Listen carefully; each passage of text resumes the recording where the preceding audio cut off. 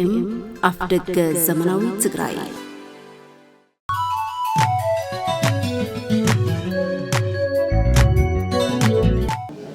እሺ كما حضراتكم حراين بار ያው استوسنا ساعات كو دفبيلنا هنا ይቅርታ نحتت ዝኸበርክንን ጻውዒትና አኽቢርኩም ኣብዚ መድረኽ ስለ ዝተረኸብኩም ብሽም ካናዳ ኤምባሲን ብሽም ጩራ ቦጊዳ ኪነጥበብ ማሕበርን ካብ ልቢ ክነመስግነኩም ንፈቱ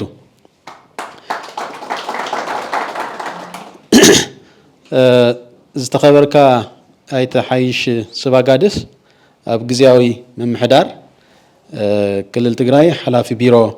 ጉዳይ መናሰይ ኣይተ ቢንያም ናደው ናይ ጩራ ቦጊዳ ኪነጥበብ ማሕበር ስራሕ መካየዲ ዝኸበርኩምን ዝኸበርክንን ናይ ሎማዓንቲ መደብና ማሕበረሰባዊ ዘተ ኮይኑ ብዋናነት ኣብ ከባቢና ዘለው ጎንፅታት ከመይ ክንኣልዮም ንኽእል ኣብ መንጎ መናእሰይን ዓበይቲ ዓድን ዘሎ ጠንካራ ርክብ ብምግባር ከመይ ጌርና ከባቢና ውሕስ ንገብር ንዝፍጠሩ ፀገማት ከመይ ጌርና ንኣሊ ኣብ ዝብል ዛዕባ ማሕበረሰባዊ ዘተኽልወና እዩ ማለት እዩ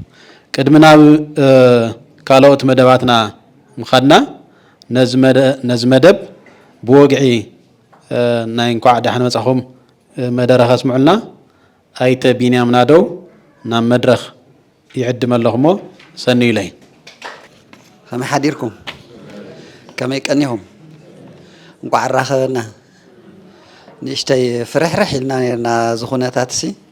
እዚ ፕሮግራምና ክንቐፅሎ ዶ ንኸውን ኢልና ስፈሪሕና ነርና ግን ፅቡቅ ኩነታት ተፈጢሩ ተራኺብና ኣለና ከምቲ መሳርሕተይ ብርሃነ ዝበሎ እዚ ፕሮጀክት እዚ ምስ ካናዳ ኤምባሲ ኮይና ኣብ ህንፀት ሰላም ናይ መናእሰይ ናይ ሰላም ኣምባሳደራት ክኾኑ ጎንፂ ብሰላማዊ መንገዲ ኣብ ጠረጴዛ ዙርያ ጥራሕ ክትፈትሕ ንምኽኣል ብዲጂታል ሚድያ ዝመሓላለፉ ናይ ጎንፂ ናይ ጽልኢት ዘረባ እዚኣቶም ድማ ብሰላማዊ መንገዲ ነቲ ዲጂታል ፕላትፎርም ብኣግባቡን ብዘመናዊ መንገዲ ንኽንጥቀመሉ ዝዓለመ ፕሮጀክት ኢና እንዳሰራሕና መፂና ኣካል ናይዚ ፕሮጀክት ኢሎም ማዓንቲ ምሳኻትኩም ኮይና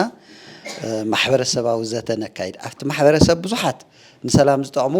ባዕሉት ማሕበረሰብ ዝጥቀመሎም ጎንፂ ዝኣልየሎም ብዙሓት ፍልጠታት ኣለዉ ስለዚ እዞም ፍልጠታት እዚኣቶም ከመይ ጌርና ኢና ነቲ ኣብ ከባቢና ዝረአ ዘሎ ጎንፅታት ንምእላይ ንጥቀመሎም ከመይ ጌርና ብሳይንሳዊ መንገዲ ክንጥቀመሎም ንኽእል እቲ ኣብ ዲጂታል ፕላትፎርም ዝፅሓፉ ናይ ጽልኢት ዘረባ ጎንፂ ዘላዓዕሉ ሕማቓት ፀርፍታት ዘለው ከመይ ጌርና ኣሊና ናብ ኣወንታዊ መንገዲ ቀይርና ኣብ ዲጂታል ፕላትፎርም ኣብ ፌስቡክ ኣብ ዩቲዩብ ዝፅሓፉ ፅሑፋት ንህንፀት ሰላም ከመይ ንጥቀመሎም ዝብል ዛዕባታት ኣልዒልና ኢና እንዳሰርሕና ፀኒሕና እዚ ኣካል ናቱ ዝኾነ ሎማዓንቲ ኣብ ዝተራኺብና ዘለና ሎማዓንቲ ካብ ካናዳ ኤምባሲ ነዚ ፕሮግራም ብሓደ ኮይና ክንሪኦ ከመይ እዩ ዝካየድ ዘሎ እንታይ ፍሉይ ፍልጠት ኣሎ ብትግራይ ኣብ ማሕበረሰብ ንሰላም ዝጠቅም ነገራት እንታይ ኣለዉ ክንርኢ ንባዕልና እውን ክንመሃር ተመክሮ እውን ክንወስድ ናብ ካሊእ እውን ክነስፍሖ መፂና ምሳሓትኩም ኮይና ክንከታተሎ ኢና ኢሎም ነይሮም ግን ከምቲ ትፈልጥዎ በቲ ዝነበረ ናይ ኣየር ምቁራፅን ተራእየን ነበራ ምልክታት ናይ ጎንፅን ብኡ ምክንያት ክሳተፉ ይከኣሉን ግን ኦንላይን ኣለው ህሊና እየሰማሽ ነው ስለ እናንተ ነው እያወራሁ ያለሁት ስለዚህ በዋትስአፕ ነዚ ፕሮግራም ወላ በአካል ተዘይተረኸብኩም በዋትስአፕ ከታተሉ ኢላ ሕዚ ላይቭ አይቲ 50 ተከታተሉላ ክርስቲና ህሊና ፕሮግራማችን ለመጀመር በአማርኛ አንዳንድ የስራ ባልደረቦቼ ይተረጉሙላችሁ ይሆናል ካልሆነ መጨረሻ ላይ ሳማራይዝ እናደርግላችኋለን ናይ ሎማዓንቲ ፕሮግራምና እዚ ይመስል ነዚ ፕሮግራም እዚ ምስ ጉዳይ መናእሰይ ብሓባር ኮይና ስለ እንሰርሖ ናይ ክልልና ናይ ቢሮ ጉዳይ መናእሰይ ሓላፊ ኦፊሻሊ ንኸጀምረልና ብኽብሪ ይዕድም كما حضراتكم ጮራ አቦጊዳ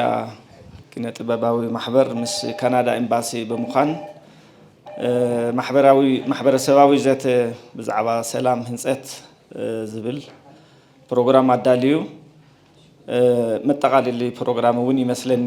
ኣብ ኩሎም ዞባታት እናተካየደ ቀኒዩ እዩ እዚ ተዓብዩ ምስ ማሕበረሰብ ኮይንካ ዝስራሕ ስራሕቲ ብፍላይ ከዓ ናይ መናእሰይ ናይ ህንፀት ሰላም ድርሻ ንምዕባይ መንእሰይ ከዓ ብዓብዩ ኣምባሳደር ሰላም ገርና እቲ ሰላም ውሑስ ንምግባር ካብ መንደር ካብ ስድራ ቤት ጀሚሩ ክሻዕ በሃገር ደረጃ ዘሎ ናይ ሰላም ህንፀት ናይ መናእሰይ እጃም እውን ንክዓቢ ኣብ ምግባር በዓል ዋና እውን ክኸውን ኣብ ምግባር ጭራ ኣቦጊዳ ዝገብርዎ ዘለው ፃዕሪ ብጣዕሚ ዝናኣድ እዩ ምስ ቢሮ ጉዳይ መናእሰይ ብቀረባ ኮይኖም ብሓባር እናሰራሕና ኢና ዘለና ስለዚ ኣነ ጭራ ኣቦጊዳ ሎም መዓልቲ ኣብዙይ ከምዙይ ገይሩ ስለዝኣክበና ሓደ ግዜ ሞራል ተትህቡለይ ደስ ይብለኒ ቀሊል ኣይኮነን ጭራ ኣቦጊዳ ኣብ መንእሰይ ይሰርሖም ዘሎ ስራሕቲ ሕዚ ይኮኑ ጀሚሮም ፀኒሖም እዮም ብስሩቱ ዓብይ ትኩረቶም እውን ኣብ መናእሰይ እያ ኣጀማምራኦም ጀሚሩ ማለት እዩ ድሓር ኣብቲ ህንፀት ሰላም መነባብሮ መንእሰይ ኣብ ምምሕያሽ ዲጂታል ቴክኖሎጂ ኣብ ምልማድ ውዳበታት መናእሰይ እውን ኣብ ምጥንኻር ክለባት ክነጥበብ በዓል ሞያታት ኣብ ምፍራይ ማእከላት መናእሰይ ኣብ ምህናፅን ኣብ ምፅጋን ማተርያል እውን ኣብ ምምላእ ጭራ ኣቦጊዳ ብዙሓት ስራሕቲ ቢሮ ጉዳይ መናእሰይ ብቀረባ ሓቢሩ ዝሰርሕ ሃገር በቀል ዘይመንግስታዊ ትካል እዩ እዚ ትካል እዚ ብዙሕ ለውጥታት እዩ ዘምፅእ ዘሎ ዓበይቲ ስራሕትታት እውን ብዓመት ውሽጢ ይሰርሕ ኣሎ ካልኦት ገበርቲ ሰናይ ትካላት እናተሓባበረ እውን ኣብ ትግራይ ኣብ ዙርያ መናእሰይ ብዙሓት ስራሕቲ ዝሰርሕ ትካል ምስ ምዃኑ ብሽመይን ብሽም ቢሮ ጉዳይ መናእሰይን ጭራ ኣቦጊዳ ከመስግን ይፈቱ በዓል ብንያምን ሰራሕተኛታቱን ማለት እዩ ይቀኒልና ክብል ይፈቱ ብምቕፃል ከምቲ ኩላህና ንፈልጦ መንእሰይ ኣብ ምንታይ ኩነታት ከም ዘሎ ዝርዝር የድልን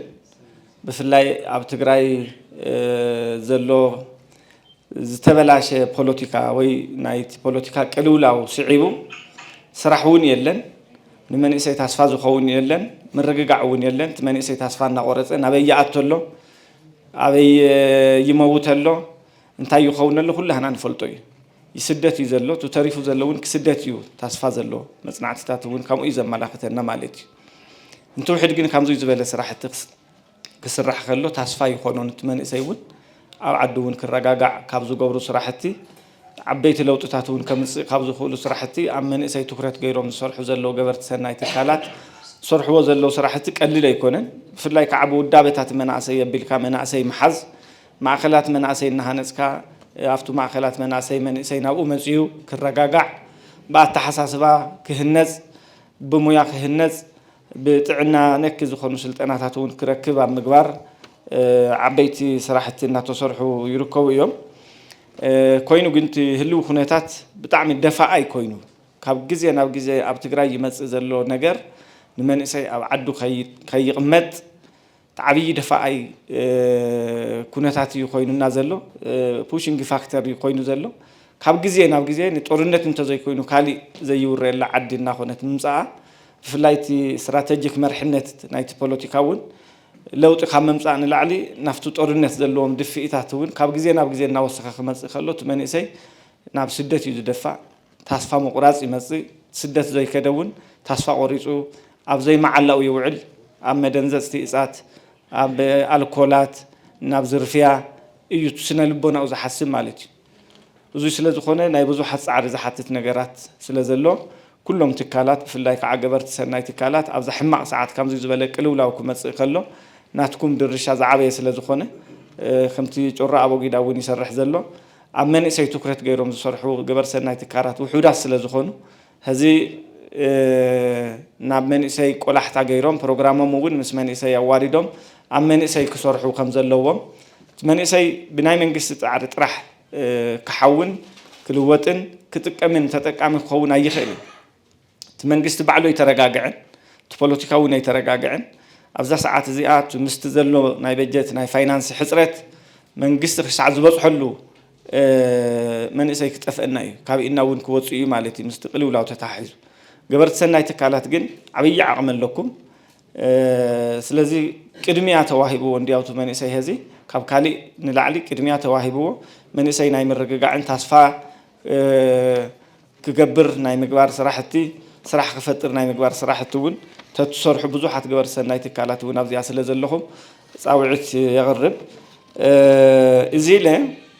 من البات أفتو من يسيزلو عقمي زي مردع كونتاتو ونلو ولا أفتو بزوحات كالاتنا من قستون انترينا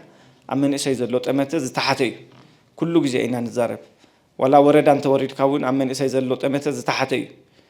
وزي سبحان الله مكنيات تايو من يسيز نري له عيني وساني مالتي في الله مس بوليتيكا تتحيزو حقا زي يكون من يسيز بلا تحساس باون سلازلو يمثلني نتمنى يسيز بجت زي محاز نتمنى يسيز بروجرام زي محاز نتمنى يسيز بوتا زي مهاب أفتو وسانيتات زي مستاف أفتو بوليتيكا وكونتات تساتافاي زي مقبار نطورنا طرح مدلاي أما لخاختات اللوي وزي جوجوي من يسيز بتفطرو نطورنا تيتفطري نلمعات نلوطي كولد حدار كجبر من نبابرو خم حيش يتفتيرو نطورنا تيكون أنت فتيرو حوي ما قدو عنشي تيكون سلازم من يسيز أفتو طورنا كندين دوليو زعكل كابون العلي أفتو لمعات أفتو سانة أفتو بوليتيكاوي أفتو سناي من محدار أفتو ساعات سلام هنسات أفتو جونس عم مفتاح بعلوانا جرناون كن وصلوا لنا أفتو رنت أب كدمت كم نصلف كله أب كله مسانتات أفتو إقتصادية وربحات أب كدمت كن نصلف لنا أب بجتون أب كدمت كن بدول لنا قبل عليه ساعات تحتي أفتو زمت زخون يكون ربحة تمني سيتك عامل جرنا إنا كنا كحصون خيل نسوه هوت النهار أكل النهار خبز خونه يكون أكل زوها بتمتجن أزيو تحتيو يحزنني قبل عليو أكل جدو خينو أفضل له ساعتون هذا من قصة صبوق برنامج أمسير له من الوقت كله هنا والنسات فلن خونين لتصفي جبر انتم أكل جدوات ملوء خن حكموا إن هذا بالبرنامج بمن قصة مسير له دونجيو مدونجاي كل حبرة السابقين معرض الرادة له برنامج أكل جدوات ناون تتمالي بكلمة تسلفهم كم زنوروا هزون كافزلاتنا كافلنا كلهم كحكم الله وملكا برنامج محاز كم بهر زخروا عنا صراحة وانت جميروا سلادلو أبوتاتون تكرت جرنا ثم قال جدوات من أسيناون كحكم ومقبار وين تكرت جرنا حبرنا نشرح له كنتات كفتر الله يزبل كالي من الباس وقتاوي كنتات تتحيزو بزح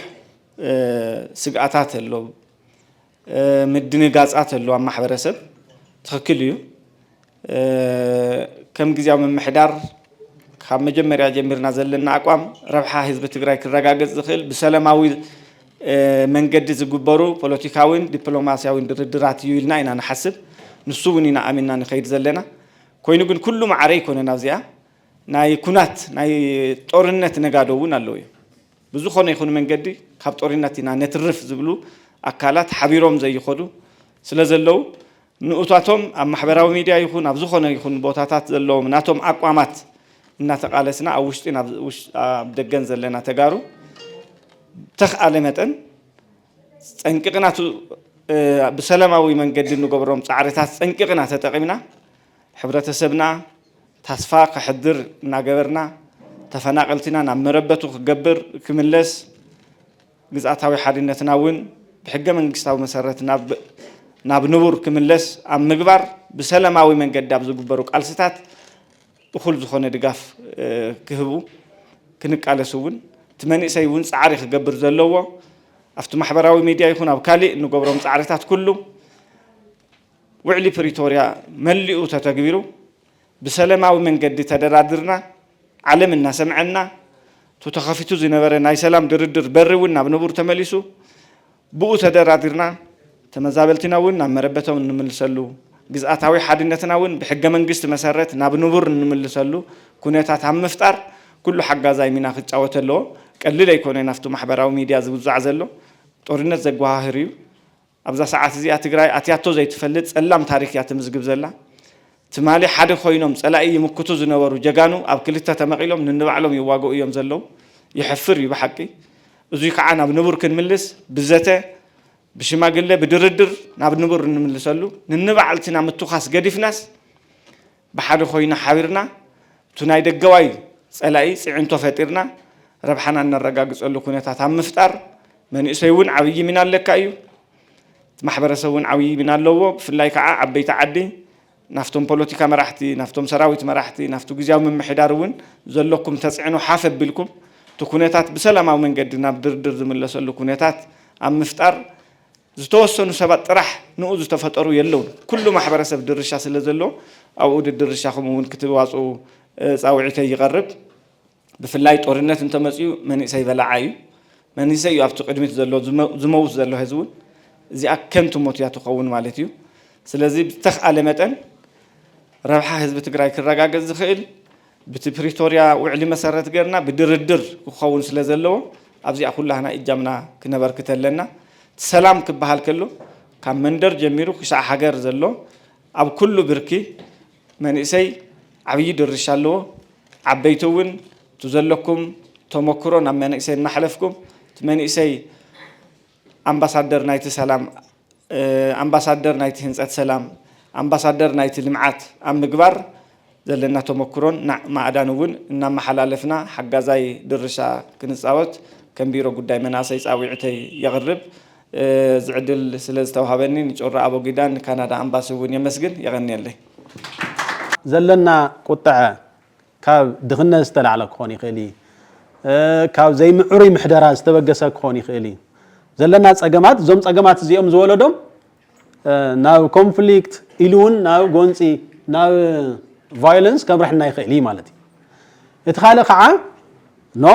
سسعة يبوانا النت جونسين عمسن كسعب زخيلس سسعة نسلطان زلنا سسعة نهانا نايو عنا كبري أبناي كالوت كبري تسعينا كنا رجاجس ممكار أو زولو زعواتات مسر الزجبر زول كال حسابني مالن بتي ولا بتجن زيهم كل اليوم ناي جونسي درايفرز ويكع تريجرين فاكتورز كهونو يخل اليوم إلنا كنوس دوم نخلنا مالن كال مكل خال جونس نولينا conflict prevention نولا مالتي جونسي كنكلا خالو لوم نخل من قدتها تلو هذا بجزية ونت كنكلا خالو نخلينا زيهم كعا مبزحته جزية أب حاسير جزية خفت أرنز خال جونسي نمكل خال زعلهم وسقوم تتعلم تخال خعا ناي جونسي مسرة عاوز بحالو مخنياتات نقيسنا بموسى أفتم مسرة أو مخنياتات ناي جونسي عبرتعنا بمسرح خا بقت سألنت نا بناينوح جزء تلمي جونسي كنفتحه عام كنفتح له نخل عودي كنفتر نخلنا مالتي سلازي بزيوم مخنياتات زيوم بزمن قدتات زيوم جونسي كنقال لهم نخلنا مالتي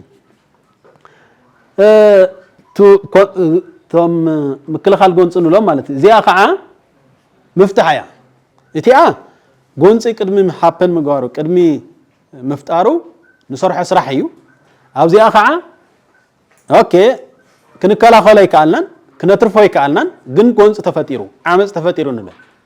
سيد نزع عامس نزع جونس زيادة هنجور لنا كنفتح هنكل لنا تزي كوينو جن زترازم جونسي زترازم عامس أكل هيوت أكل سبن هيوتن نبرتن كبرس كم دخل سلزي فلت مالن سلزي ديا دا مفتح ويكعم إلاي جونس نملاينا سلزي تنكي جونسي نملاين نمفتحن زفت نتفتينا نولا زي conflict resolution نولا ويكعم مفتح إلاي جونسي كالا خاز جونسي زسعبو زعبيو زي تدلي ترقيتات فصامتات نمقير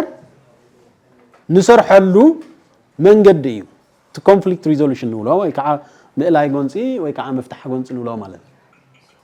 سلزي مبزحته جزء بحاجز قدامه أكلات زحجز حزي زقات أمنا جونسي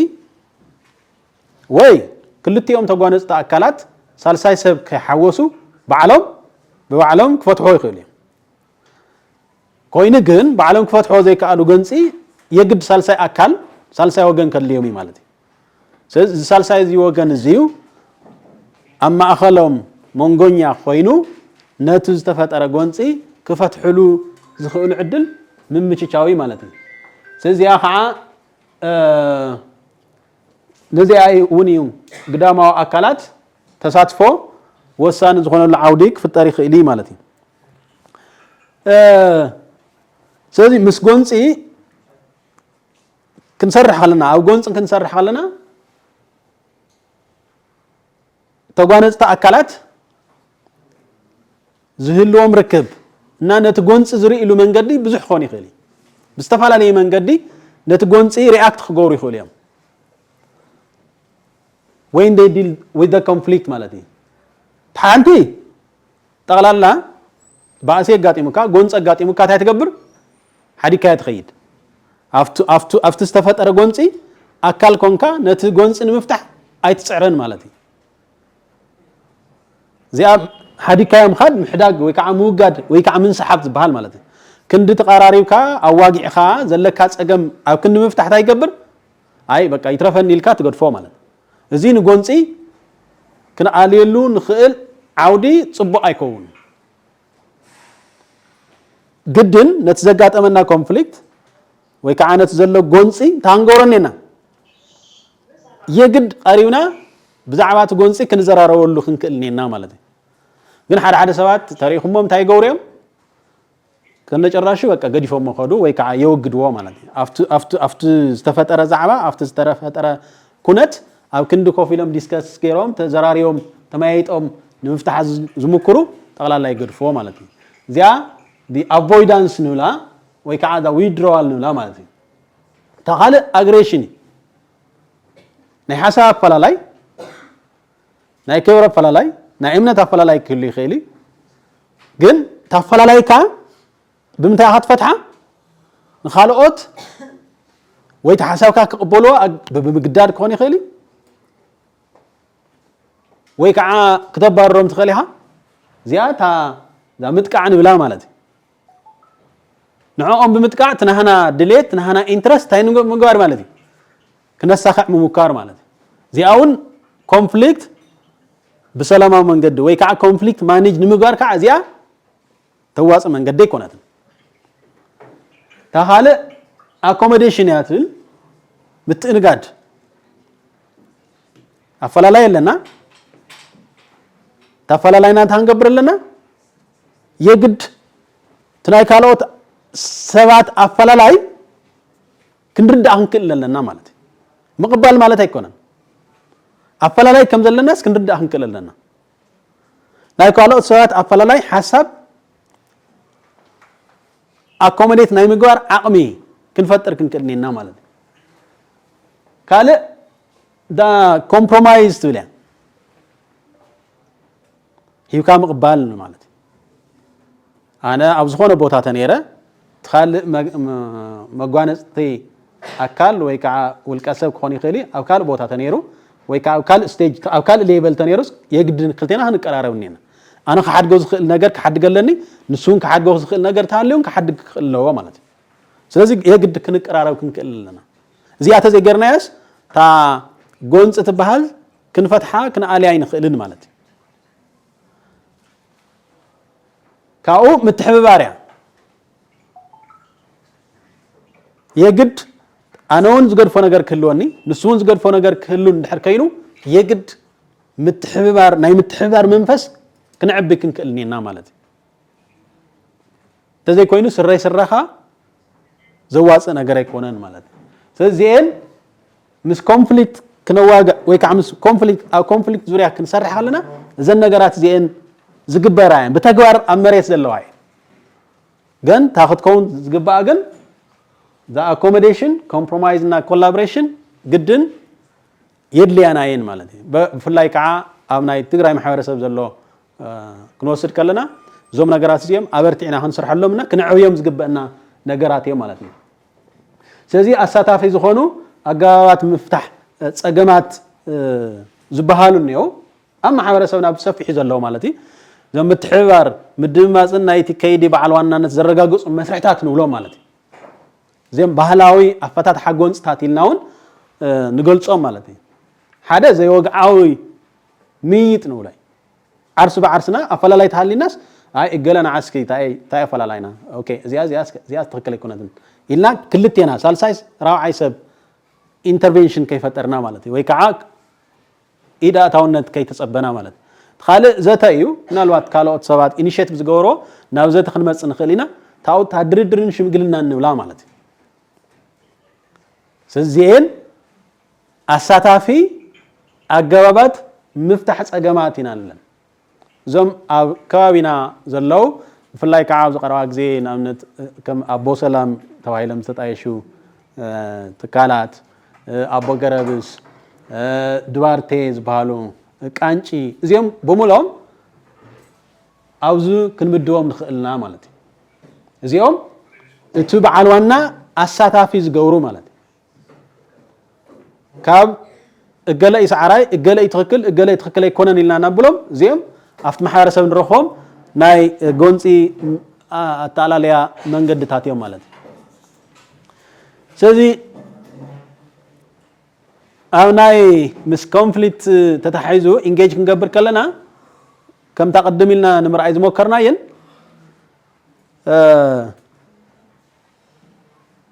ባዕልና ተጓነፅቲ ኣካላት ኮፍ ኢልና ኣብዞም ዝተፈጠሩ ጎንፅታት ኣብቶም ዝተፈጠሩ ግጭታት መሰረት ጌርና ኩላና ተጓነፅቲ ኣካላት ኮፍ ኢልና እንድሕር ንምፍታሕ ንሙክር ኮይና እዚኣ ውፅኢታዊት ናይ ምዃን ዕድላ ዝለዓለት እያ ትኸውን ሳልሳይ ወገን ናይ ምእታው ዕድልና እንድሕር ኣፅቢብናዮ ማለት እዩ ፀገምና ባዕልና ንፈትሐሉ ዕድል እንድሕር ፈጢርና ትጎንፂ ብቐሊሉ ክንኣልዩ ንኽእል ኢና ማለት እዩ ነዚአን ዝሕግዛና ከዓ ተቐድም ኢልና ዝገለጽናያ ዘይወግዓው ዝበሃሉ ምይጣት እኒአ ካልእ ኔጎሽሽን እያ ክልቴና ኔጎሽት ንገብር ማለት ፀገምና ኮፊና ዲስከስ ንገብር ዘለና ፈላላይ ንፈትሕ ማለት ካልእ ሚዲዬሽን እያ ሚዲዬሽን ማለት ሳልሳይ ሰብ ኢንተርቨን ንገብርና ሳልሳይ ሰብ ከኣቱ ንፈቅድ ኢና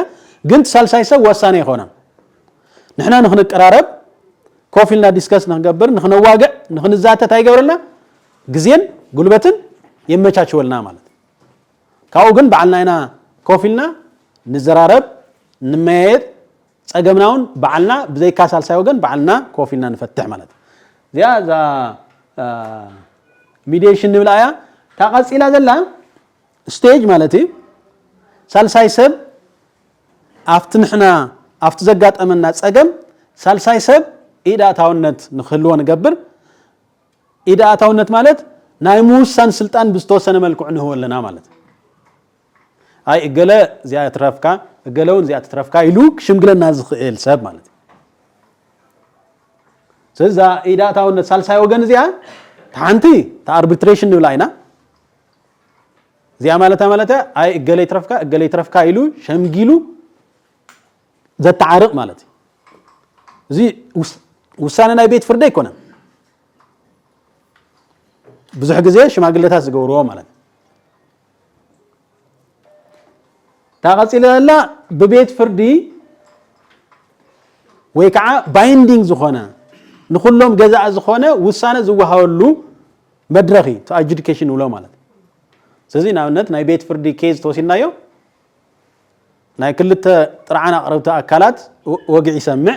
ሓሳብ ይሰምዕ መረዳእታ ይክብ መጨረሻ እንታይ ይገብር ውሳነ ይውስን ማለት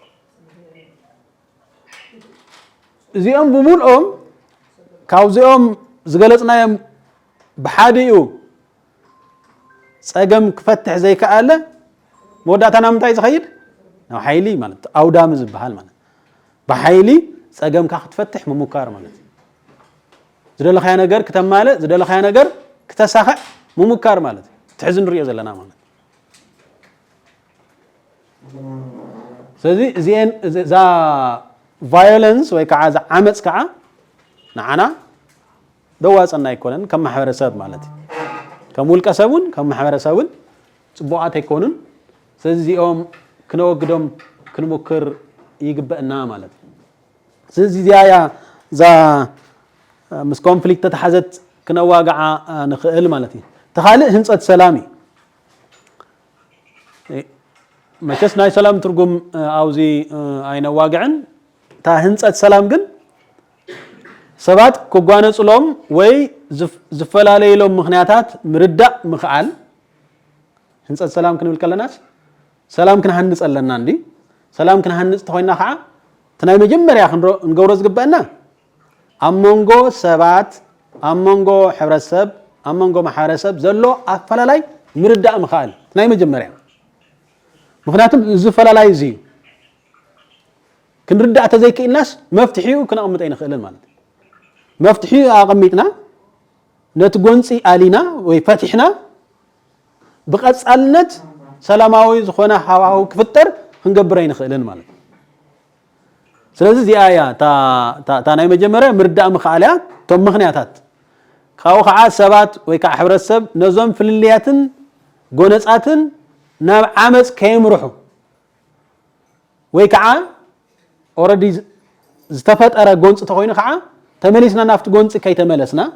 ዓመፅ ከይተጠቐምና ማለት እዩ ፀገም ክንኣልየሉ ንኽእል ዓውዲ እንተፈጢርና ዛ ህንፀት ሰላም ክነረጋግፅ ንኽእልና ወይ ከዓ ሰላም ክንሃንፅ ንኽእልና ብቐጻልነት ማለት እዩ ስለዚ ያ ምስ ነገብር ውሕስ ህይወት ናይ ምንባር ዕድልና ዝሓሸ ይኸውን ማለት እዩ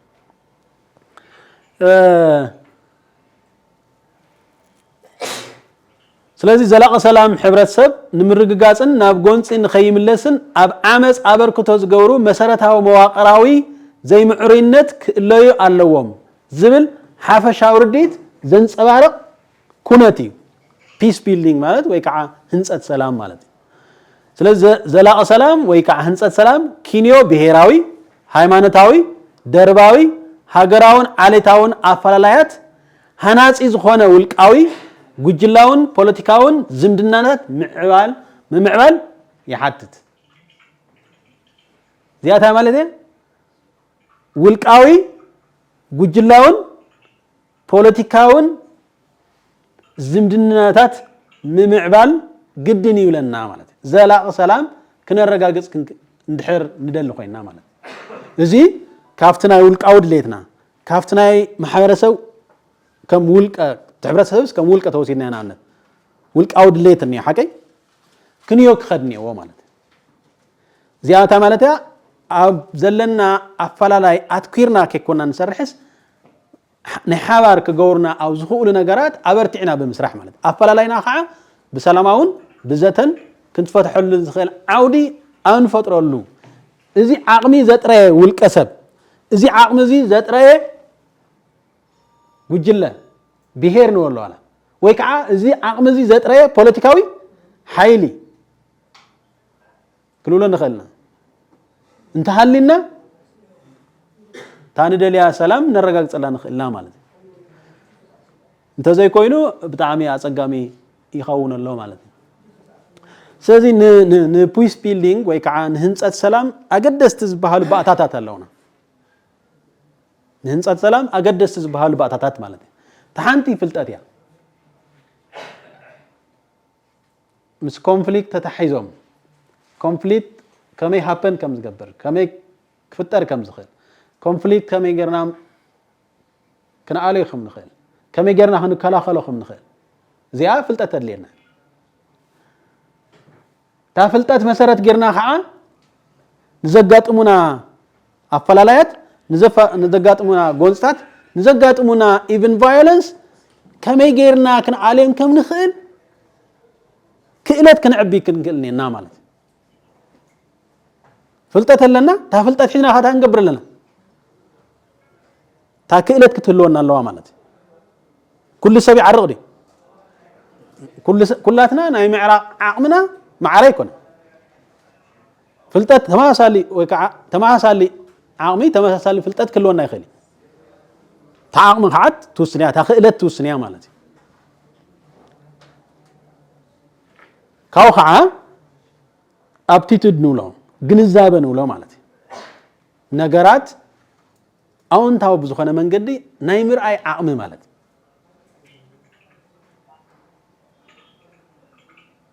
ኩሉ ግዜ ወገንተኛ ዘይምዃን ምውጋድ ሓውካ ኮነ ቤተሰብካ ስለ ዝኾነ ገለ ስለ ዝኾነ ሰብ ብምዃኑ ጥራሕ ትሪእሉ መነፅር ክህሉ ኣለዎ ስለዚ ዛ ኣፕቲቱድ ንብላ دا جنزابن ولا مالته ስለዚህ empathy open mindedness ability to step outside the comfort zone ናነት ናይ ባዓለይ ቤተሰበይ ወይ ከዓ ሓወይን ምስካል ሰብ እኳ ተባይ ዝተዝመጽ ወይ ተወቅዕ እኳ ተዝመጽስ ታ feeling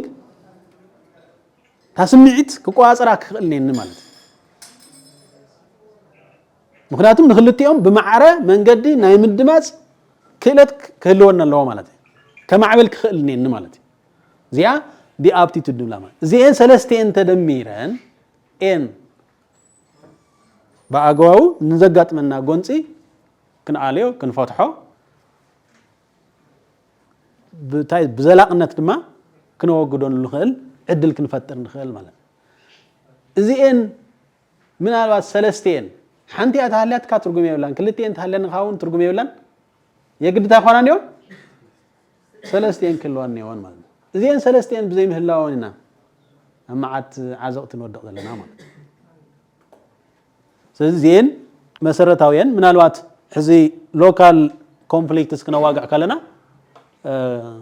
ክንዘራረብ ኣለና ማለት ታ ቀፂላ ዘላ ክእለት ርክብ ንህንፀት ሰላም እዩ ታ ኮሙኒኬሽን ንብላ ማለት ምክንያቱም ክእለት ርክብ እንድሕር ዘይሃሊና ብዘይ ሰባት ብዘይኮነ መንገዲ ክርዱና እዮም ማለት ስለዚህ ንሕና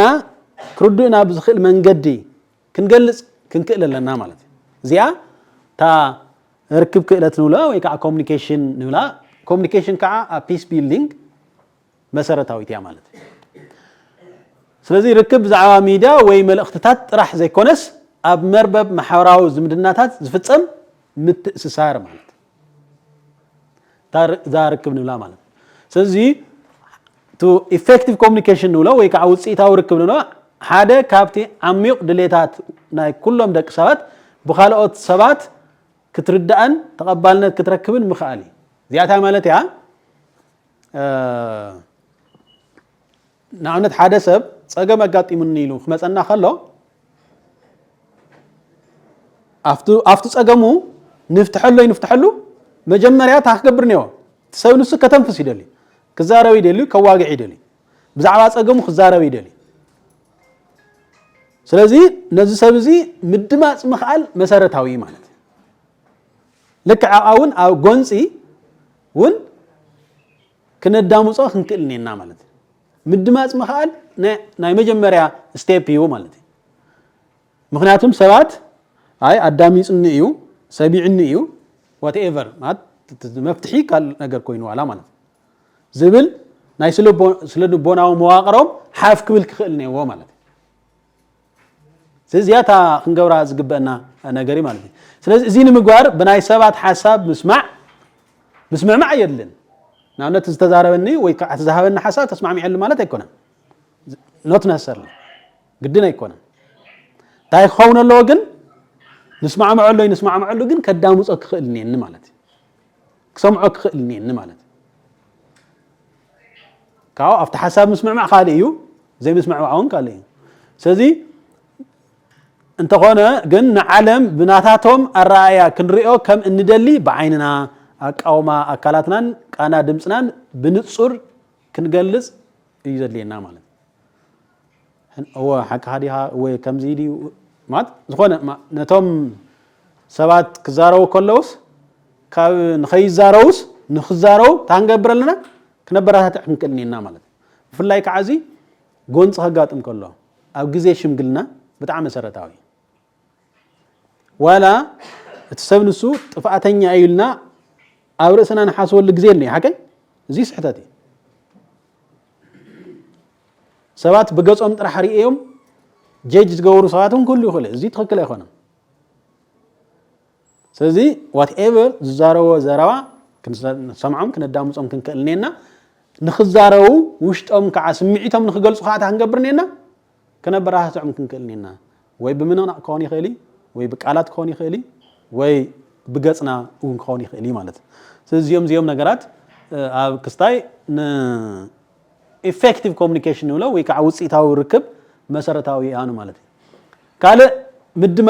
ምድማጽ ምኽኣል እዩ ስለዚህ ንሰባት ከዋግዑ ከለውስ ክነዳምጾም ምስማዕ ኣይኮነን ምድማጽ ምስማዕ ዝኾነ ድምጽ መጽ ይኽእል እዩ ክንሰምዖ ንኽእልና ግን ትርጉም ዘይክንሆን ንኽእልና ስለዚህ ምድማጽ ምኽኣል ግን መሰረታዊ ትዝወልዎስ ክንርድአሎም ክንክእልኒና ማለት እዩ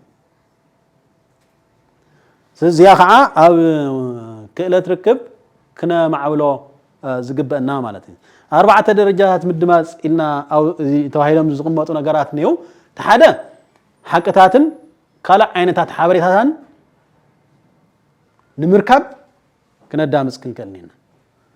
ኣፍቶም ተጓነጽታ ኣካላት ንኣብነት ሕዚ ብሽምግልና ንሕዞም ኬዛት ኩሉ ክናይኽእል እዮም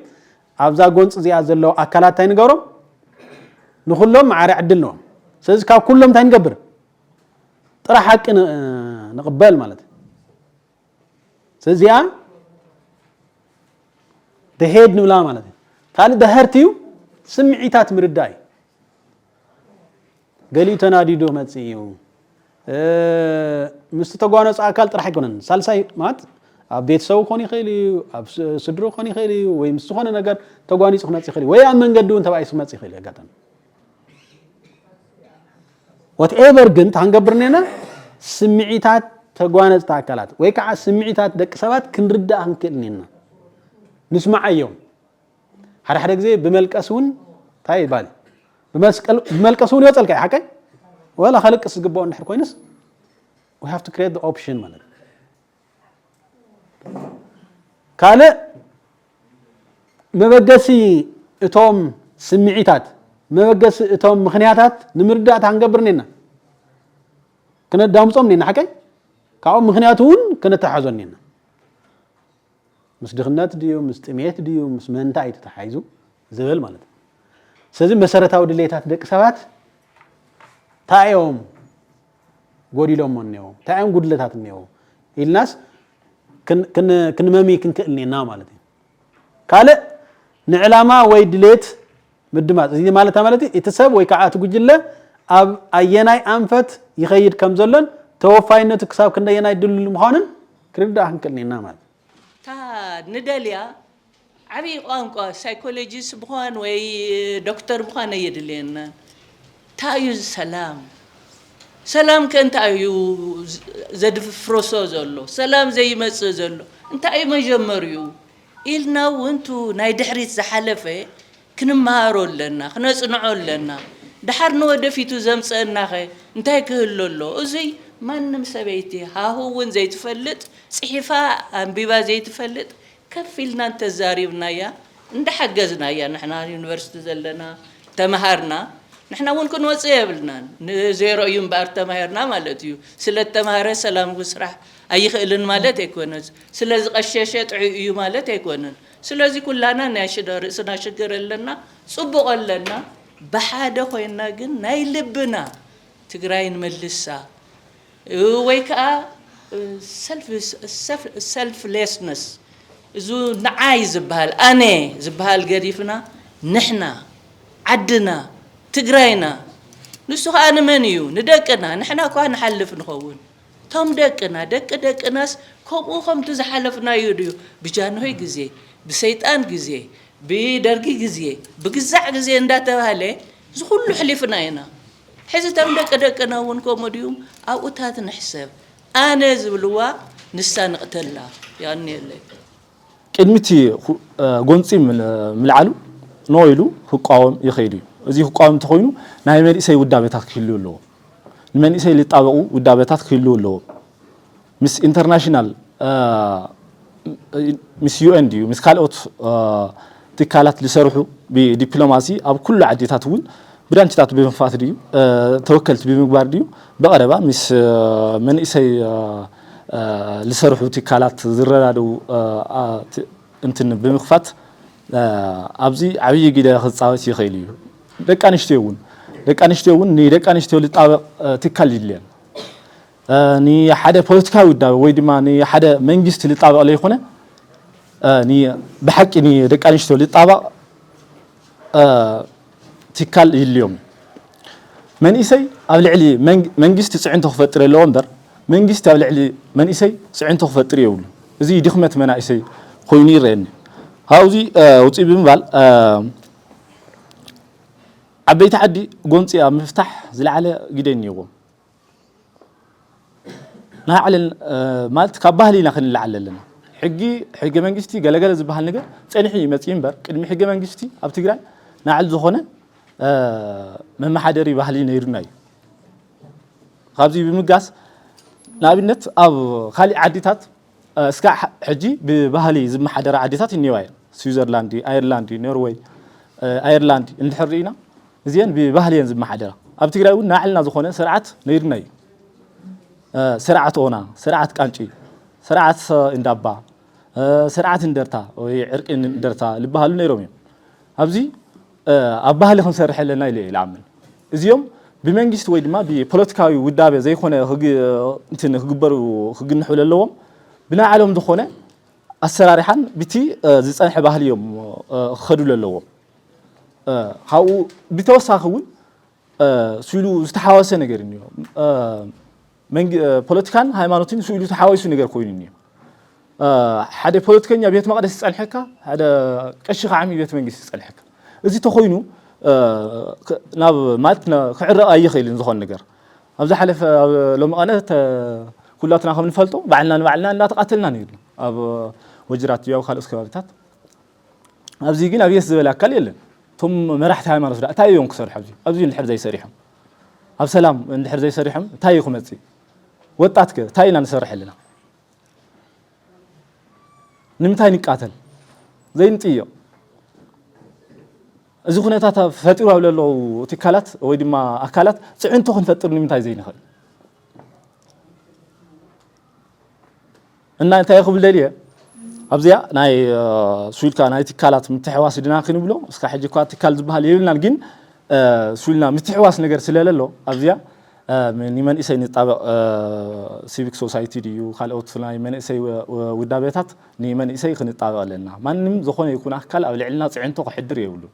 መራሕቲ ሃይማኖት እውን ናዕልኩም ስራሕ ክሰርሑ ኣለኩም ደቂ ኣንስትዮ እውን ብተመሳሳሊ እና ጎንፂ ኣብ ምፍታሕ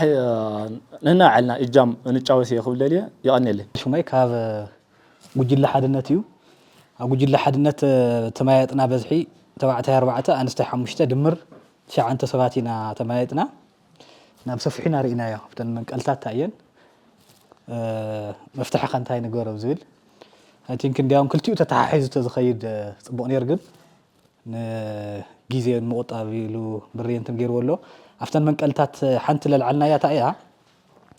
እቲ ከባቢያዊነት እዩ ሓደ ናይ ከባቢ ተሓሳስባታት ኦን ምግባር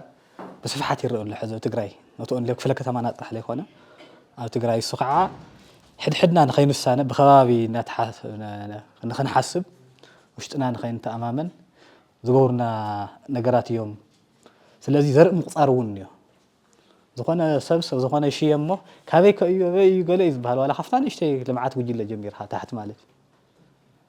ሕታ እዩ ወዲ እዚ ከባቢ ስለ ዝኾንኩ እኮ እየ ከምዚ ገዲፋትኒ ዘይቲ ዘይሃበትኒ ወይ ገለ ዘይሃባትኒ ግል ትሰምዕ ኣብቲ ከባቢ ሕዚ በዚ ኣብ ውሽጥና ፊል እናገበርና ንኸድ እሞ ኣብ ዝኾነ ግዜ እዚ ከይዱ ናብ ዝኾነ ናብ ግጭት ከስዕቡ ዝኽእሉ ተርእዮታት እዮም ኢልና ኢና ልዒልና ዘለና ካሊእ ብኸባቢ ምባእስ እውን እኒኦ ባይዘወይ 84 ዳ ገብርኤል ጁሩ ዝም ስሉስ ገለ ዝበሃሉ ውዳቤታት ኣለዉ ሕዘም መንእሰያት ንሪኦም እዚኣቶም ሕዚ ሰይዶም እዮም ካብ ከባቢ ብገሱ ኩሎም ተጋሩ እዮም ኩሎም ደቂ መቐለ እዮም ነገር ግን ተተሓሳስባ ስኢልካ ናይ ከባቢያዊ ዝኾነ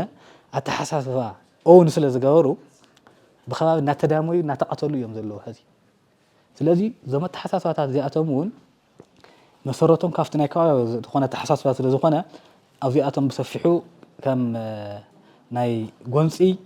በቃ ወይ ከዓ ዳይሬክት ግጭት ዝፈጥሩ ዘለዉ ጉዳያት ኢና ኢልና ሓደፍቲ ከባቢነት ኣብነት ኣቕሚጥና ኣለና ተኻሊእ ንዕርቂ ድልው ዘይምዃንን ዘይምስራሕን እውን ኣለና ንኣብነት ዕርቂ ሕዚ ድሕሪ ጦርነት ኢና ዘለና ድሕሪ ጦርነት ከዓ ጦርነት ግዜ ሰባት ባይዘወይ ብልተፈላለየ መንገዲ ይጋጨ እዮም ንኣብነት ወደይ ዘጋደለትለይ እኮ ገለ እያ እያ ትብል ዝኾነ መንደር ድሓር ወዳ ብዝኾነ ኣጋጣሚ ተሰዊኡ ወይ ኣካል ጉዱእ ኮይኑ ክመፅእ ከሎ ንዓ ኣፊልያ ትገብር ስለዚ ናይ ዓለም ተመኩሮታት እውን ዘርእየና ድሕሪ ኩናት ኩሉ ግዜ ናይ ማሕበረሰባዊ ዕርቂ ኢኻ ተካይድ ዘለኻ አይ ቲንክ ከም ትግራይ ይኹን ከም ክፍለ ከተማ ሓድነት ኣብዚ ብሰፊሑ ዝተሰርሐሎ ይመስለንን ስለዚ ንዕርቂ ቦታ ዘይመሃብን ዘይምስራሕን እውን ተሓደ መንቀሊ ናይቶም ጎንፅታት እዮም ኢልና ኢና ንወስድ ካሊእ ዘይምዕሩይ ፖለቲካ ናይ ክፍለ ከተማ እውን ክኾን ይኽእል ከይዱ ናይቲ ክልል እውን ክኾን ይኽእል ኣብ ዘይምዕሩይ ፖለቲካ እንታይ እዩ ፍትሒ የለን ፍትሒ ደሊኻ ወይ ዝኾነ ሰብ ገንዘብ ገለ ዓማፂፅ እንትን ይገብረካ እሞ ኣብ ውሽጥኻ ኣይትድቅሰሉን ግንኩ ሕጊ ከለላ ገይሩ ድዩ ናይ ሰብ ከለላ ገለ ገይሩ ድዩ እንትን ይገብረካ እዩ ግን ናብ ዝኾነ ናብ ግጭት ዝመርሑ ጉዳያት እዮም ናይ ሰናይ ምምሕዳር እሽ ኣሎ ሰማዒ የለን ሕዚ ንኣብነት ኣብ ደብሪ ናባይና ዓለምን ኣብናትና ግሩፕ ዘልዕልዎ ሰፋሕቲ ሕቶታት ህዝቢ ኣለዉ ምስ መሬት ምስ ገለታት ተተሓሒዞም ስለዚ እዞም ጉዳያት እዚኣቶም ብተኸታታሊ ሕቶታት እናተሓተቱ እናሃለዉ ኮፍ ኢልካ ምስቲ ማሕበረሰብ ቀሪብካ እንታይ እዩ ፀገም ኢልካ ቀጢፍካ መፍትሒ ዘይምሃብ ኣሎ ስለዚ እቲ ናይ ከባቢያዊ ዋላ ምስቲ መንግስቲ ይኹን ዋላ ኣብቲ ከባቢ ይኹን እቲ መንግስቲ ወጊኑ እዚ ገለገለ ለተዓናቅፈ ኣብቲ ውሽጥኻ እውን ይፍጠር ስለዚ እዚ እንታይ እዩ ናይ ህዝቢ ሕቶ የተዓናቅፈና ኣሎ ዝብሉ ነገራት እዚኣቶም ናብ ምትሕርፋፍ እውን ስለዘብሉ ንጎንፅታት ዝዕድሙ ነገር እዮም ስለዚ ምዕሩይ ዘይኮነ ፖለቲካ ምህላውን ብሰናይ ምምሕዳርን ምስ ስእነት ፍትሕን ተተሓሒዞም ዘለዉ ጉዳያት እውን ናብኡ ይመርሑና ኣለዉ ዝብል ኢና ኣቕሚጥና ዘለና ካሊእ ስደትን ሳዕቤናትን እዮም እቶም ታሽሙ ዝገበርናዮም ብዝተፈላለየ መንገዲ ደቅና ዋላ ከይፈተዩ እናሃለዉ ብዝተፈላለየ ብደላሎ ቢሎም ይኸዱ እዮም ንደገ ክኸዱ ከለዉ ሓደጋ ይበፅሖም ዝተፈላለዩ ብዝበታታት ይቃልዑ ስለዚ እቲ ዝወሰዶ ግን ኣጋጣሚ ወዲ ሰፈር ክኾን ይኽእል እዩ ደሊሉ ዝወሰደ ሰብ ክህሉ ይኽእል እዩ ካብኡ ወደይ ወይ ጓለይ ከምዚ ተባሂላ ኣላ እሞ ወደይ የድሕነለይን ዝሓደ ዝኾነ ቤተሰብካ ሃፍታም ክኾን ይኽእል ወይ ጎረቤትካ ክኾን ይኽእል እዩ ሕዚ ቅርሺ እናሃለዮ ኣይ የብለይን ክትምልሰለይ ትኽእልን ኢሉ የብለይ ክብል ይኽእል ዝኾነ ሰብ ወይ የብለይ ክትብሎ ትኽእል እያ ስለዚ እዞም ጉዳያት እዚኣቶም ኣብ ውሽጥኻ ጓለይ ክትመውት እኮ ገለ እዩ ገይሩዋ በቃ ገንዘብ ስለለይሃባ ጀነራላይዝ ገይራ ወይ ገይሩ ከምዚ ዝገበረ እኮ ወድእ ገለ እዩ ናብ ዝብሉ ነገራት ናብ ግጭት እዞም ናይ ስደትን ሳዕቤናትን እውን ናብ ግጭት ይመርሑና ካብ ዘለዉ ጉዳያት ሓደ ኢልና ኢና ኣቕሚጥና ኣለና ካሊእ ገዛኻ ብኣግባቡ ዘይምእላይ እዩ እቲን ቅድሚት ክመፅእ ዝግብኦ እዩ ባይዘወይ ኩሉ ነገር ዝጅምር ካብ ገዛ እዩ ገዛኻ ብኣግባቡ እንተዘይኣሊኻ ደቅኻ ብኣግባቡ እንድሕር ለይዕቢኻዮም እንታይ እዮም ዝኾኑ ከምቲ ዓንቶ ነውግዑ ነበርና እያ ናብ ስርቂ ናብ ሃንጊ ይዋፈሩ ብኸባቢያዊ ናብ ምባኣስ ይተኣሳሰሩ ስለዚ ካብ ተዓብያ ጀሚርና ኣበይ ይውዕል ኣሎ ወደይ ኣበይ ረፊዱ መፅዩ ምክትታል ከመይ ናይ ቀፃሊ ህይወቱ ከመይ ክመርሖ ዘለዎ ኮፍ ኢልካ ምስ ደቅኻ ዘይምርድዳእ ናይ ደቅኻ ሕቶታት እንታይ እዮም ሕቶታት ከዓ ክምለስ ዝኽእሉ እንተኮይኖም እውን ብኣግባቡ ቁልጡፍ መልሲ ዘይምሃብ ጉዳያት እዚኣቶም ናብ ግጭት የልዕሉ እዮም ሕዞም መቐለ ሪእኹምዎ እንተኮይንኩም ኣዲኦም ዝቆተሉ መናእሰይ እኮ ኣለዉ እዮም ኣዲኦም ዝቆተላ ደቂ ኣንስትዮ ኣለዋ ዝወቕዑ ንወለዶም ኣለዉ ካብ ምንታይ ዝብገስ ዝተፈላለዩ ሕቶታት ኦር ድሌታት ኣለዎም እሞ እቲ ድሌታቶም ብኣግባቡ ኣድሬስ ክገብርዎም ከኣልይዎም ስለዘይከኣል እዮም ካብ ኣተዓባብያ ጀሚሩ ሸፍ ክገብርዎም ስለዘይከኣል እዮም እዚኣቶም ገዛኻ ብኣግባቡ ዘይምእላይ ድማ ነቲ ናይ ንኸባቢ ይኹን ኢሉ ኢሉ ነቲ ሃገር ሰላማዊ ዝኾነ ተሓሳስባ ክትውንን ካብ ዘይገብሩካ ነገራት እዮም ኢልና ኣቕሚጥና ኣለና ካብኡ ናይ መጨረሻ ልዕልዓልናዮ ንኩሉ ኖርማል እዩ ዝብለ ተሓሳሳታት ኣለዉ ኣብቲ ክፍለ ከተማና ብፍላይ መናእሰይ በቃ ዝኾነ ዋላ ሰብ ቀቲልካስ እንታይ እሞ ኖርማል እዩ ከምዚ እኮ እዩ ገይርዎ ገለ እዩ ዝብለካ ገለ እኮ ከምዚ በፂሕዎ ተልካስ ኣይ ኖርማል እኮ እዩ ኣታ ገለ ማዘር እኮ ዓሪፈን እንታይ እሞ እዩ ኖርማል እዩ ስለዚ ኑር ዘይኮነ ነገር ኑር ከም ዝኾነ ጌርካ ምሕሳብ በቃ ብኮንፍሊክት ዝበዓል ባዕልና ንቃታተል ኣለና ወዶ ቲፒኤፍ ቲዲኤፍ ይዋግኡ ኣለዉ እዚስ ኖርማል እዩ ዝብለ ተሓሳስባ እውን ዝገብሩ ግለሰባት ኣለዉ እዮም ብግዳስ እዚ ጉዳይ ዘጨኒቕዎም እንታይ እዮም ክገብሩ ዘለዎም ካብ ግለይ እንታይ ኮንትሪት ክገብር ከመይ ጌርና እዚ ሃንድል ንገብሮ እንታይ ዓይነት ናይ ኣድቮካሲ ስራሕቲ መንግስቲ ይኹን ዝምልከቶ ኣካል ንግበር ዝብሉ ኣተሓሳስባታት እውን ኦውን ዘይምግባር ኣለዉ ስለዚ እዚኦም ብድምር እዚኦም ኢና ልዕልና ዘለና ከም ክፍለ ከተማ ሓድነት ቴንኪዩ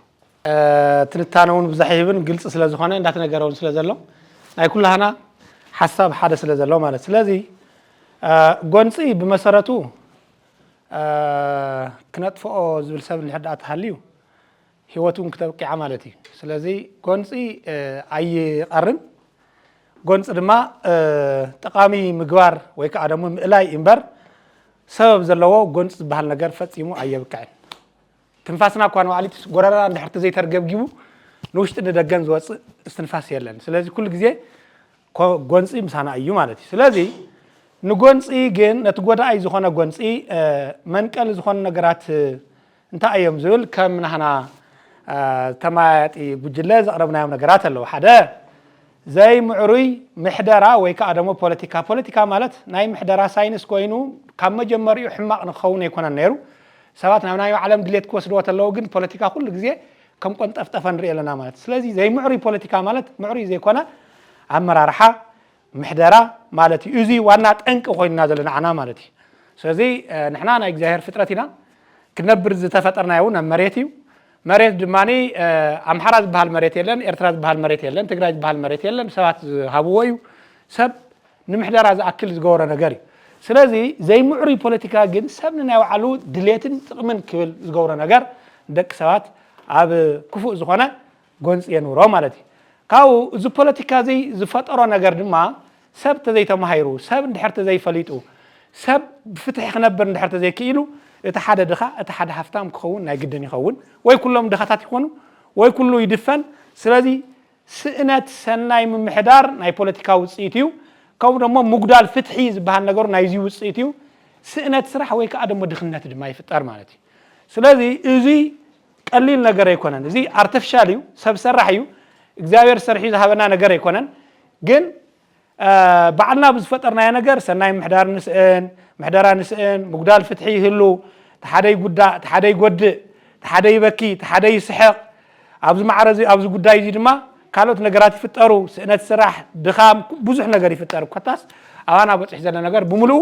ናይዚ ውፅኢት እዩ ማለት እዩ ካሊእ ፖለቲካ እንድሕር ተልዒልና ኮይና መራሕቲ ፖለቲካ ኣለዉ እቶም መራሕቲ ፖለቲካ እንታይ እዮም ዝገብሩ ኩሉ ግዜ ንናይ ባዕላቶም ንዝንኦም ንሃፍቶም ንልዕልንኦም ስሞም እዚ ገበርኩ ንኽብሉ እዞም ሰባት እዚኣቶም መብዛሕትኡ ግዜ ናይ ፖለቲካ መራሕቲ መብዛሕትኡ ግዜ እግዚኣብሔር ዘይፈርሑ እንድሕር ኮይኖም ናይ ሰይጣን መሳርሒ እዮም ክነግረኩም ማለት እዩ ብሓፂሩ ኣነ ዝነኛ እየ ንእከለ ቅተሎ ከምዚ ግበሮ ከምዚ ግበሮ ዝብል እንድሕር ዓርሱ ዝርኢ እንድሕር ተኮይኑ ሰብ ባይዘወይ ከምቶም ሳይንሳውያን ዝብሎ ሰልፊሽ ኣኒማል እዩ ዝበሃል እንድሕር ሰልፊሽ እንድሕር ተኮይኑ ድማ እኩይ ዝኾነ ተሓሳስባ ይህሎ ኩሉ ግዜ ኣብ ናይ ሰብ ብኽያትን ንብዓትን ድኽነትን ምፍንቃልን እናተሓጎሰ ይነብር ማለት እዩ እዚኣቶም እንዳሃለዉ እዚ ሕብረተሰብና እዚኣቶም እንድሕር ዘይተማዓረዮም ኮይኖም ኩሉ ግዜ እዚ እንድሕር ዘይተማዓሪ ዝጎንፅ እዚ ናብ ፊዚካል ቫዮለንስ እና ናብ ጭንቂ ምእታዊ ይተርፍን ከምኡ ደሞ መራሕቲ ሃይማኖት ኣብዚ ዓለም እዚ ተልእኾኦም ናይ እከለ ይኹን ናይ እከለ ሕብረተሰብ ብሰናይ ንኽነብር ምድራውን ሰማያውን ህይወቱ ምዕሩይ ንክኸውን ዝተለኣኹ መልእኽተኛታት ናይ እግዚኣብሔር መልእኽተኛታት እዮም ኩሉ ግዜ እዞም መልእኽተኛታት እዚኣቶም ስርሖም ኣብ ዘብቅዕሉ ግዜ እዞም ኣብኛኖም ፖለቲካ መራሕቲ ዝበልናዮም 7 ቀርኒ ወይ ከዓ ደሞ እኩያን ኣጋንንቲ ይኾኑ ማለት እዩ ስለዚ ኣብዚ ተልእኾ እንድሕር ደኣ ደኺሙ ኮይኑ ኩሉ ይበላሹ ተረዲኹም እንዲኹም ሰብሲ ስጋን ነብስን ዘለዎ ፍጥረት እዩ ስጉኡ ንስጋ ነቱ ደጋዊ ዝኾነ ነገር እናሰርሕ ብዝኸደ ቁጥሪ እንታይ ዝኸውን ኣራዊት እንዳኾነ ይኸይድ ኣራዊት ዝተኣሰረ ከልቢ ስጋ ጥራሕ ዝምገብ ገጅፍ ከምኡ ይኸውን ማለት እዩ ስለዚ መራሕቲ ሃይማኖት ስርሖም እንድሕር ዘይሰሪሖም ኮይኖም ኩሉ ዘው ዘሎ እናተባላሸወ ይኸይድ እንድሕር ተባላሽ ድማ እቱ ዝገርመኩም ድማ ናይ ፖለቲከኛታትን ውፅኢት ኣብ ርእሲ መን ይዝግለጽ ኣብ ርእሲ መራሕቲ ሃይማኖት ኮለይ ክሕረዱ ርኢና ክቕተሉ ርኢና ግፍዕ ክፍፀመሎም ርኢና ስለዚ ወንጌል ወይ ከዓ ደሞ እቲ ሰናይ ዝኾነ ናይ እግዚኣብሔር መልእኽቲ ሒዝኩም ደቂስኩም ኣብ ርእሲኹም ድማ መከራመፅ እዩ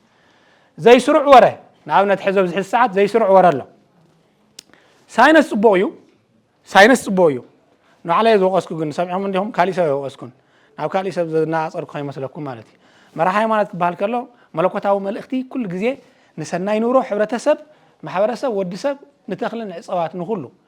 ኣብ ዘፍጥረት ምዕራፍ 1 ቁጥሪ 26 27 28 ዘሎ እንድሕር ተሪኢኹም ኣፍታ 28 ንምድሪ ብሰናይ ዝኾነ ነገር ኣመሓድራ ተባሂሉ ዝተዋህበ ናይ እግዚኣብሔር ወኪል ሰብ እዩ ሰብ ዓርሱ እንድሕር ደኣ ተዘይኮይኑ ሰብ ተዘይኮይኑ ድሕሪኡ ዝመፅእ ዘሎ ኣራዊትነት እዩ ዝመፅእ ማለት እየ ድሕሪ እዚ ባይዘወይ ንሃይማኖት መራሕቲ ዓብዪ ሸክሚ ኣለዎም እየ ዘለኹ ካሊእ ዘይስሩዕ ወረ ዝበሃል ድማ ሳይንስ ቴክኖሎጂ ፅቡቕ እዩ ግን ድማ ብጥዑይ እንድሕር ተጠቒምካ ኣለኾንካ ሰናይ ዝኾነ ነገር ኣብ ሙሉእ ዓለም ንክስማዕ ትገብር ሕማቕ እንድሕር ተጠቒምካ ኣለኾንካ ድማ ያው ሰብ ንክባላዕ ትገብር ማለት እዩ እዚ ኣብዚ ሕዚ ሰዓት ዘይበሃል ነገር የለን ማሕበራዊ ሚድያ ዘየምጾ ነገር የለን ማሕበረሰባዊ ሃይማኖታዊ ፖለቲካዊ ምሕደራዊ ክራይሲስ ዘምጽ ዘሎ ሕማቅ ይኮነን ጽቦይ ግን እንተ ሕማቅ እንትጠቂምናሉ ሓደ ዚ መንቀል እዩ ይብለና ስስዐ ውልቃዊ ረብሓ ኩሉ ግዜ ፖለቲካ ትግራይ ዘበላሸው ኢልና ንኣምን ስስዐን ውልቀ ረብሓን ስለዚ ውላዱ ንዝሃበካ ማሕበረሰብ ብስስዐን ውልቀ ረብሓን ምኽንያት እንድሕር ዳ እቱ ዝሃበካ ዘንጊ ስልጣን እዩ ዘንጊ ማለት በትሪ ድሕር ተበላሽካ ይኾንካ ኩሉ ግዜ ንዓኻ ይኮነን ነቱ ማሕበረሰብ ጽበየካ ንዑኻ መከራት ኾኖ ማለት እዩ እዚ ብጣዕሚ ስስዐን ኣብዚ ሕዚ ሰዓት እስኪ ዝኾነ ነገር ክትስርሑ እንድሕር ትኸይድኩም መጀመርያ ተኣኹም ትሕተቱ እስኪ ሓቂ ተዛረቡ ፍትሕ ኣሎ ድዩ ሕዚ ንግስ ይነግስ ኣሎ ድዩ ሰብስ ብእግሩ ዝኸይድ ብኢዱ ኣብዚ ሕዚ ሰዓት ቀደም ገ እንታይ ነይሩ ኣነ ዝፈልጥ ኣብ ሓራ መሬት ኣነ ዓብየ ቅርሺ ወዲቓ እንድሕር ዳ ኣብ መንገዲ ረኺብዋ እዛ ቅርሺ እዚኣ ወዲቓ ኔቶ ኢሉ ናብ ባዳ ሓሙሽተ ሒዝዋ ይኸይድ ነይሩ ቀደም ገርመኩም ሰብ ሰሪቑ ዝተሰሪቑ ተተባሂሉ ተኣከቡ ይበሃል ዳሕራይታው ኩላኹም ናባይ ረእዩን ይብል ሕዚ ኩላኹም ረእዩን ይብል እሞ ዓይኒ ገብገብ ዝበለ ሰብ እንድሕር ዳ ተሃልዩ ንሓንስኻ ይበሃል ሚድያ ቴሌቭዝያ ጠጠው ምስ በለ ዓርሰ ነቐፌታ ኢሉ ባዕሉ ኣነ እየ ሰሪቐያ ኣነ እየ ከምዚኣ ገረ ይብል ከምዚ ነይሩ ቀደም መራሕቲ ሃይማኖት ስርሖም ገዲፎም ነይሮም ምክንያቱ ኩሉን ሰላም ኮይኑ ነይሩ ሰራቕ የለን ሓሳዊ የለን ኣመንዝራ የለን ግዛዕ የለን ኩሉ ተስተኻኺሉ ነይሩ ሕዚኻ ናፍቲ ተፀይፍናዮ ነገር ተመሊስና በዚ ነገር እዚ ንፈርስ ኣለና ማለት እዩ እዚ ናይ ሓደ መንቀል እዩ ካሊእ ኣንነት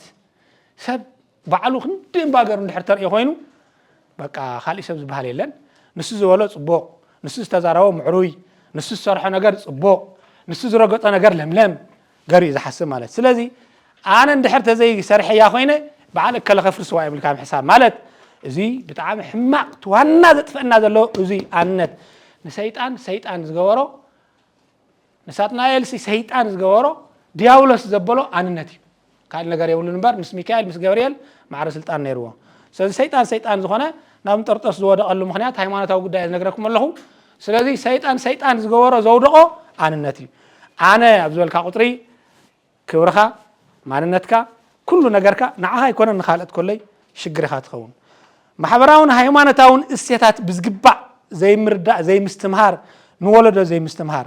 ክላዚ እቶም ቅድም ኢሎም ዝነበሩ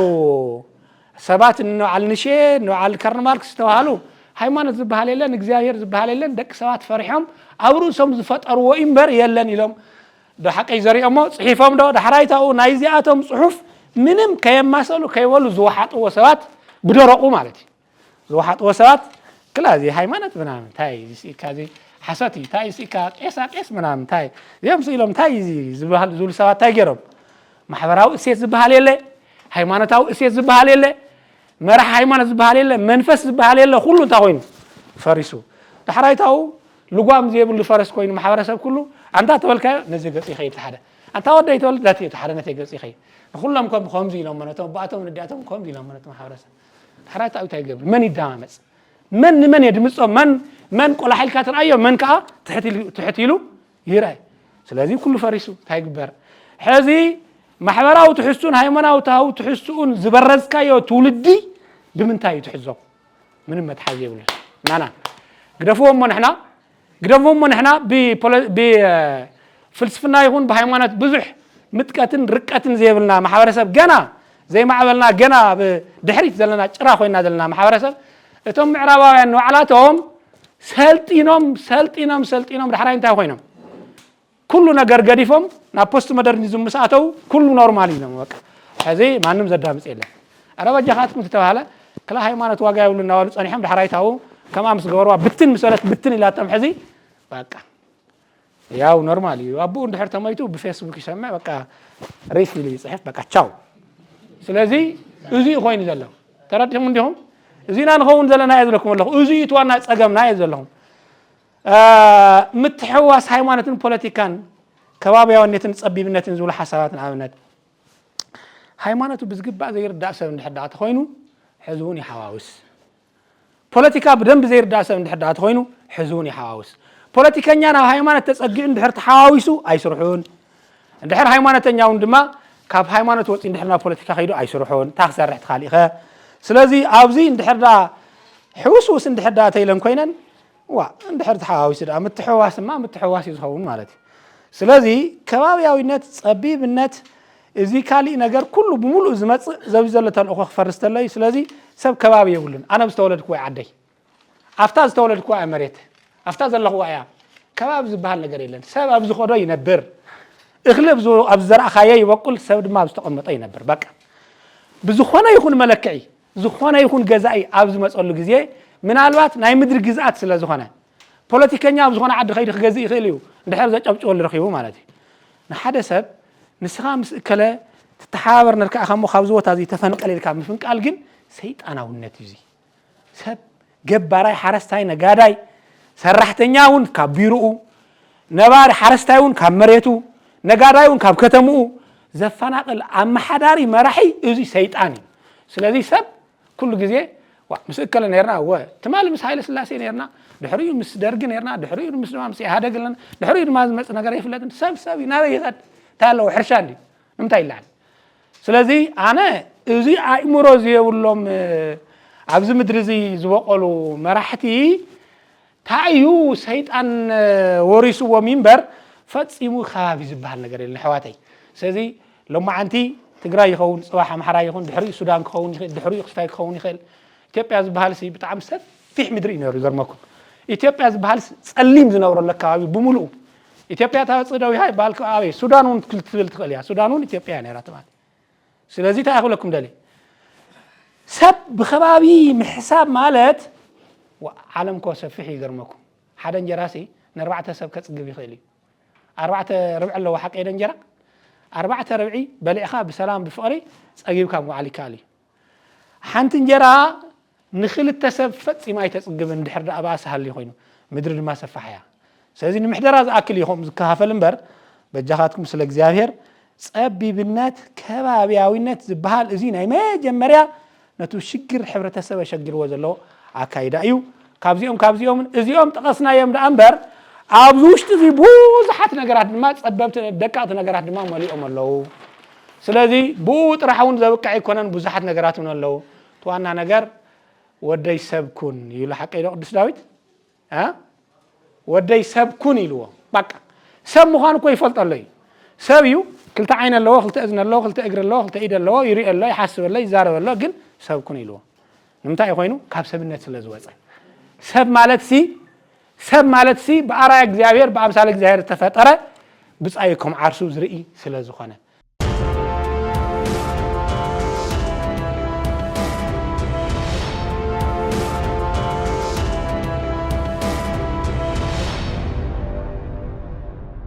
TPM